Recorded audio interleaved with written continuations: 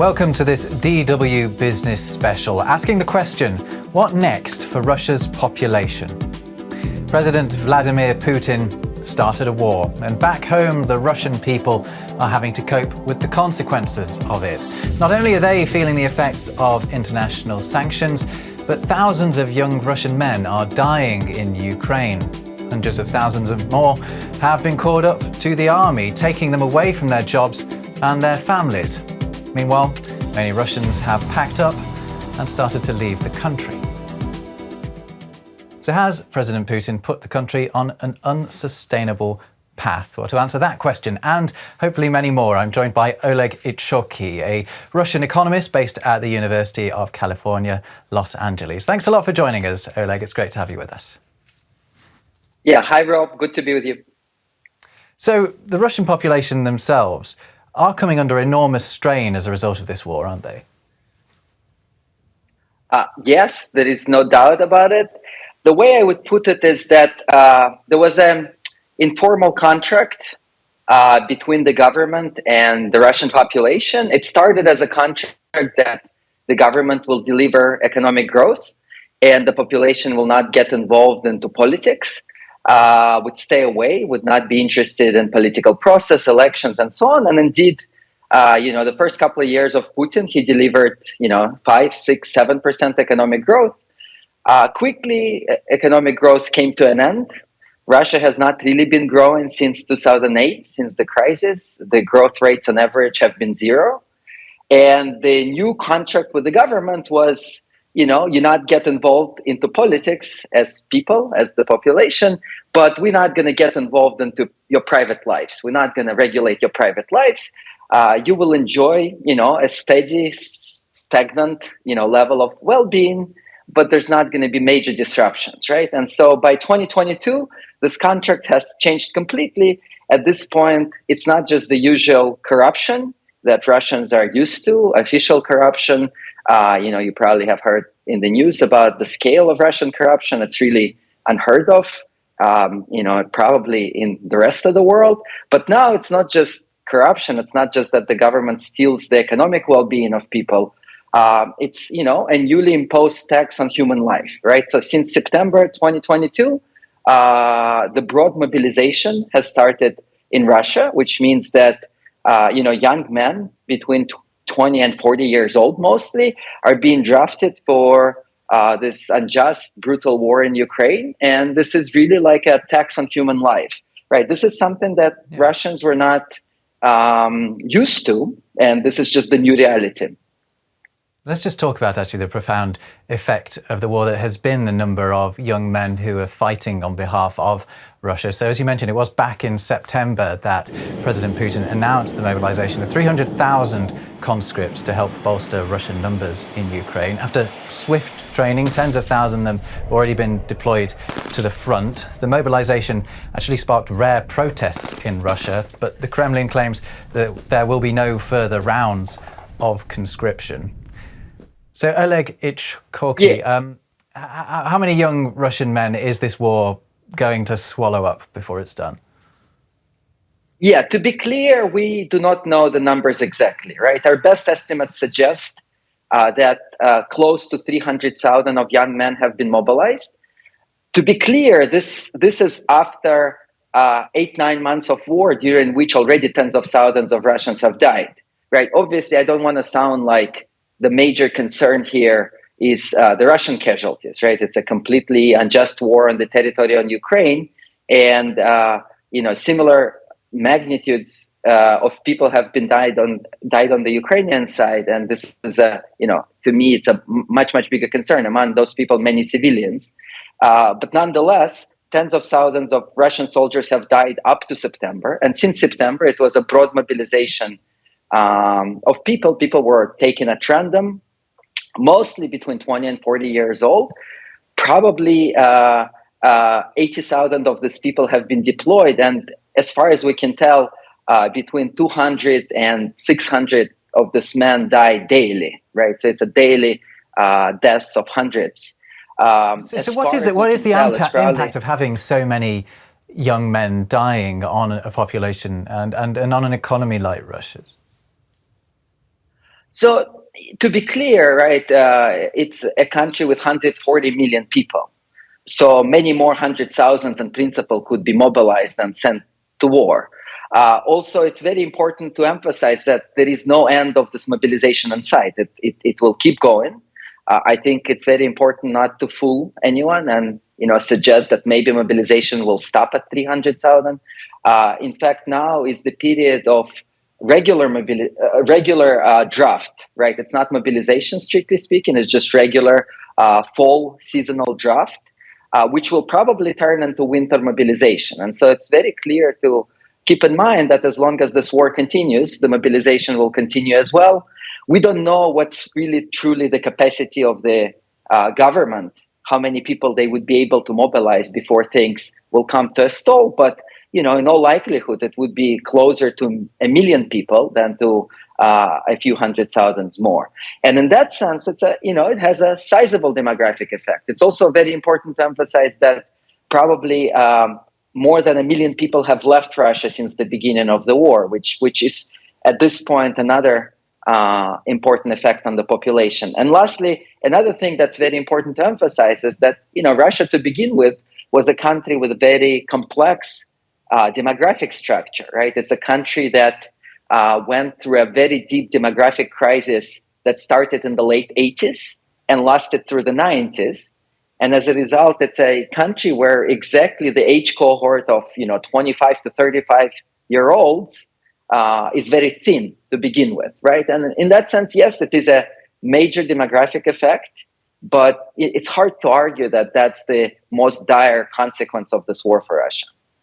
Well, indeed. But Oleg, just stay with us, because I just want to pick up on another thing you mentioned there, which is a key demographic impact of the war in Ukraine, and that is the movement of people that has been stimulated as a result of the invasion of Ukraine. This in itself is changing the face of the Russian population, with hundreds of thousands of Russians having left their country. You said around 1 million in recent months, mostly bound for Kazakhstan, it seems, some to avoid the mobilization to the army, of course. Meanwhile, in the other direction, Russia says almost 3 million Ukrainians have crossed the border into Russia. The West says that Ukrainians are being forcibly deported there by the Russian army. Oleg, among the countries Oleg, I'll come back to you in a second. I just want to play a clip of something, actually, because among the countries where Russians have fled is Mongolia, and our reporter out there, Pawan Wang, has been explaining what it's like there. Local people told us that after Russian President Vladimir Putin announced the partial mobilization, the city was filled with Russians. According to the statistic, by the end of October, there are about 1,500 Russians had fled to Ulaanbaatar, and most of them are ethnic minorities. Oleg Itskhoki from UCLA, what does this exodus from Russia say about the attitude of Russians towards the war? Yeah, no, it's completely incredible. There is no active military action on the territory of Russia, at least on the internationally recognized territory of Russia. And you have more than 1 million people living in less than a year. This is completely unprecedented.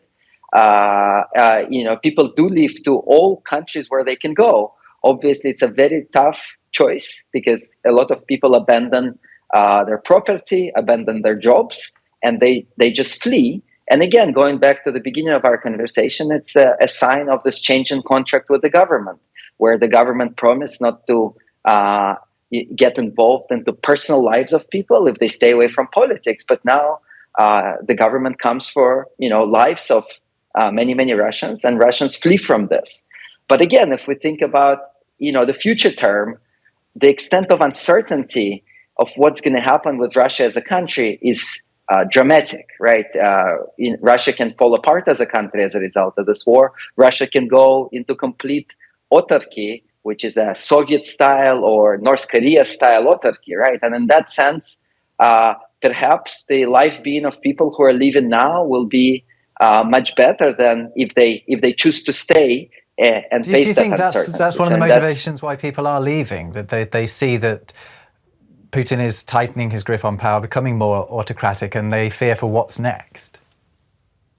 We do have data for this now, right? So we did see that people left in a very large wave when the war started in February. but most of those people actually did come back. So what people were afraid was, first and foremost, is mobilization, is the fact that they would be sent to war. It's very clear now that the second wave of departures is bigger and people are not coming back, right? And so we clearly understand that it's mostly not the economic reasons that drive people, it's mostly the fear for life, right? That the fact they can be mobilized in the very, very near term.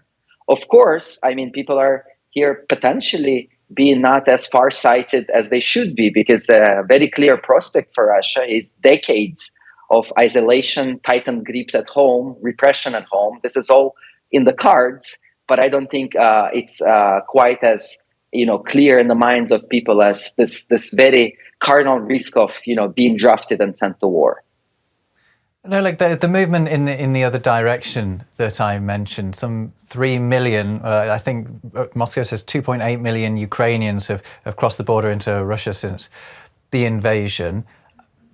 Opponents claim that is something that's very deliberate by Russia. Why would Russia be doing that if it was indeed doing it on purpose?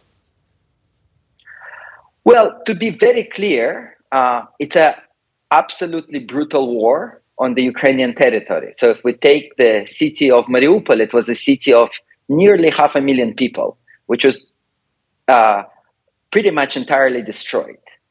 Big parts of this population had no choice but to flee in the eastern direction, to cross the border into Russia. Then many of these Ukrainians are trying to find ways to leave Russia. Obviously, it's completely unbearable for most of them. And so in that sense, I'm not sure if we have very precise data here on how many Ukrainians actually moved to Russia and stayed there. But in all likelihood, this is, numbers of the orders of magnitude of 500,000 to 1 million people. I would particularly emphasize the fact that a lot of kids are being relocated. And to me, this is not as much a theme, of demographics as it's, a fact that emphasizes the genocidal nature of this war, right? That it's really a war that is doing some terrible things to the Ukrainian population, separating parents from children, sending children into random places in the Russian territory. And this is one of the war crimes that we're facing. And I would emphasize this along with the concentration camps that Russia is introducing in many of the occupied territories, where, just a mere fact that somebody has a symbol of Ukraine, for example, a tattoo with the Ukrainian emblems, right? That could be a reason to torture and kill the person, right? And so this is 2022, and we're talking again about concentration camps in Europe. And to me, this is really the most stark pictures of this war. Then, if we turn to demographics, just seems like a secondary issue, but indeed there is this massive flows of people. I would emphasize 4 million Ukrainians that left to the West, right? This is the biggest displacement of population in Europe since the Second World War, right? And so it's very hard to say how it will play over the years. I mean, we're in a state of humongous uncertainty where it's not clear what will happen to Russia as a country if we look 2 years ahead. And this demographic issues, this is something that will persist.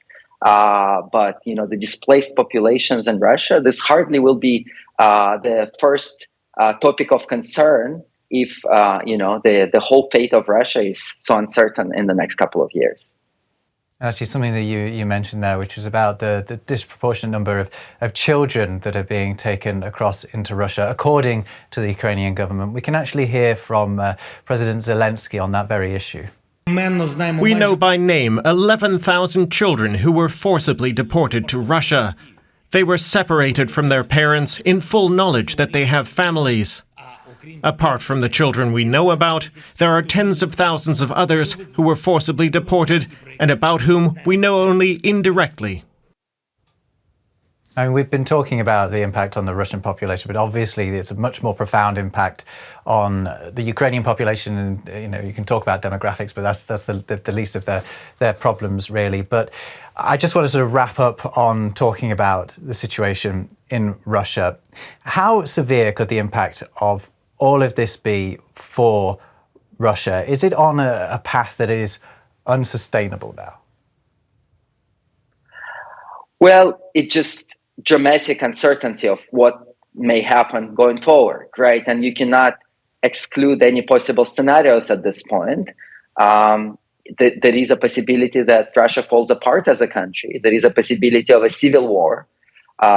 There is a possibility of some sort of more orderly political transition when Putin loses power and whoever is the next person who comes to it stops the war. This is also a possibility. It's very difficult to put probabilities on all those different scenarios. It is all in the cards as of now.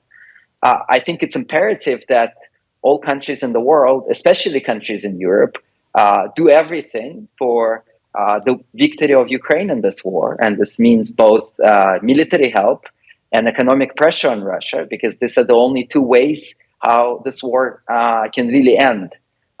Nobody should fool themselves and think that some type of a temporary ceasefire is the way to the end of this war.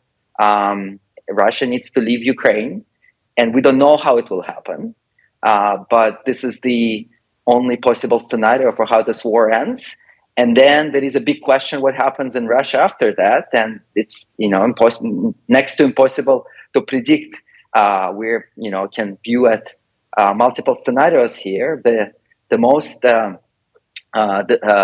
benign of this is some political collapse, a new political regime without a civil war and without Russia collapsing into pieces. That would be the most benign scenario in this case. In fact, what I view as the less benign scenario is that Russia goes into isolation. The political regime is preserved, and we see something like a Soviet Union 2.0, which looks much more like something between Iran and North Korea. And that, to me, is one of a very sad possible scenarios for Russian population, in fact. It's a very stark prediction from Oleg Itskhoki there from UCLA. Thank you very much for joining us on the program, Oleg. It's been a pleasure. Absolutely. Thanks also for you who've been watching us, wherever you are. Be sure to check out our previous specials here on the DW News YouTube channel. They're all worth a watch. Until next time, take care.